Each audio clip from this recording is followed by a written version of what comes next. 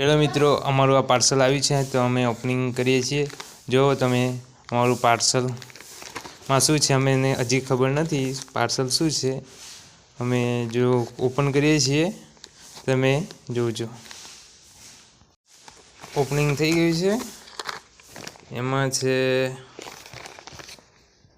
Vintage કંપનીનું છે। આ છે હેર કટિંગનું છે। એની સાથે શું છે બીજું જોઈ લઈએ આપણે। એની સાથે આ છે ઓપનિંગ કરીએ છીએ તો અંદરથી આ નીકળ્યું છે મિત્રો।